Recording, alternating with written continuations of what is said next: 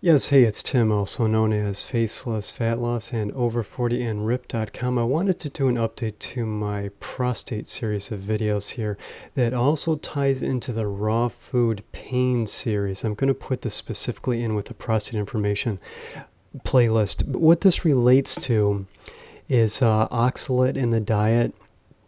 This is kind of a relatively new discovery. At least it's something that hasn't been pursued in Western medicine hardly at all.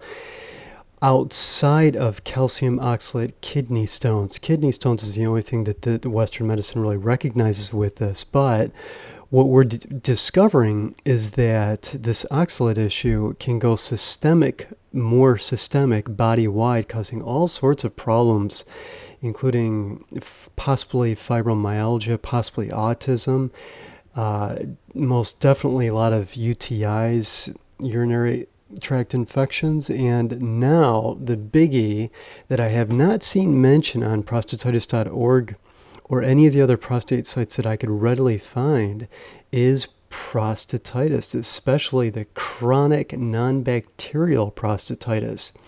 You guys know what I'm talking about out there. You go to who are suffering from this, you go to your urologist, and they tell you there's nothing wrong with you, even though you're in tremendous pain of all kinds, be it in your rectum, with your testicles, your perineum, and your prostate, that whole area.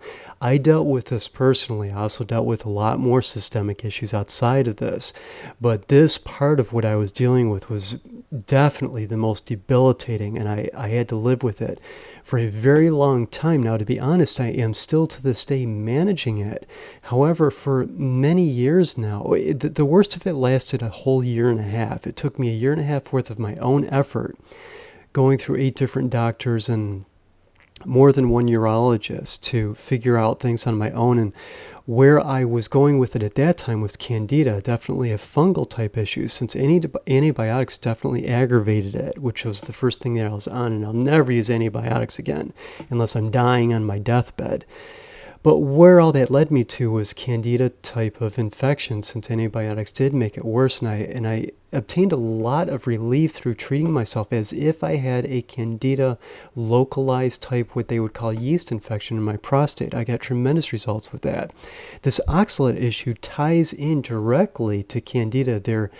They definitely tend to coexist. If a person has a candida issue, they'll very often have an oxalate issue.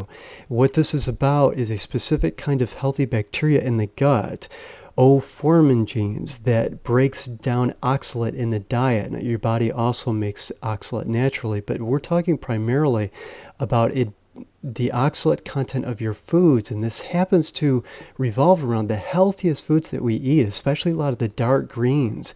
Collard greens, for one example, are one of the few dark greens that are lower in oxalate, but all the other dark green, leafy green vegetables that are so healthy for us are also high in oxalate. And it also turns out plenty of fruits are as well. So we go to the urologist and they're sitting there telling us there's nothing wrong with us because they can't find any strains of bacteria, and they certainly don't really test for candida, the fungal variety of yeast, at all, because they don't want to deal with what I feel personally, this is just my opinion, the liability involved in giving people antibiotics, fostering yeast overgrowth in the body, fostering fungal overgrowth, candida overgrowth in the body that goes outside the digestive tract. Now, this also relates to leaky gut. So if we're taking antibiotics and we have any kind of leaky gut scenario and we have yeast overgrowth in our body, the candida that goes systemically can affect us in all sorts of ways, from prostate issues to joint issues and so forth. This also applies to oxalate, and it is especially pertains to oxalate because the oxalate molecule itself is kind of sharp. It's sort of jagged. It can breach the gut readily. And if you're having sharp pains as a part of your, quote, non-bacterial chronic prostatitis, I would really encourage you to look into this, because I am to the point now, I've been 90% better since around 2007 or so, but I'll get flare-ups from time to time. Ever since I started exploring this oxalate issue, I'm pretty much the best I've ever been. I get long periods of time where my prostate I don't really even feel anything now. I think my prostate endured a lot of kind of damage from what it went through, so I've had to kind of deal with that damage since, but the outright pain, I've only had occasional flare-ups, and I'm beginning to find that the oxalate issue, more than anything, is what's bringing everything back home to square one, where there's no discomfort at all. What you have to do is experiment with a low oxalate diet, but that doesn't mean eliminate high oxalate foods from your diet completely, because that causes sort of a purging of oxalate in your diet, whereby you can increase your symptoms.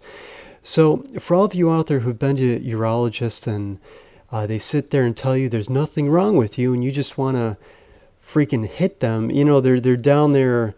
Often you're standing in front of them, and they're down there in that area sort of examining you, crouched down in front of you. Feel free to just maybe kick them in the head while they're at that knee level.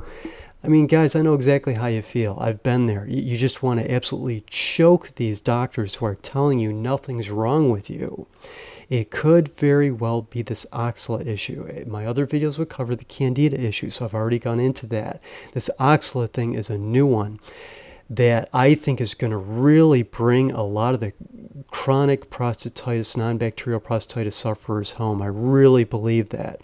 There is a company out there. The thing is, this healthy strain of bacteria in our guts that breaks down oxalate in the diet is largely lacking because of the antibiotic use that destroyed it. So there is a probiotic company out there that's working on building that strain of O-formin genes to be able to reintroduce it into the body so that it can break down oxalates, and we can eat more of the higher oxalate foods that are also nutrient dense, that are good for us if we have this healthy strain of bacteria in our gut as is.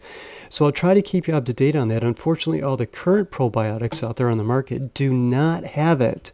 It's, from my experience in my research, it's completely absent. I don't think there's any that can carry the strain at all, because again, it just hasn't been pursued, and Western medicine is so ignorant of it.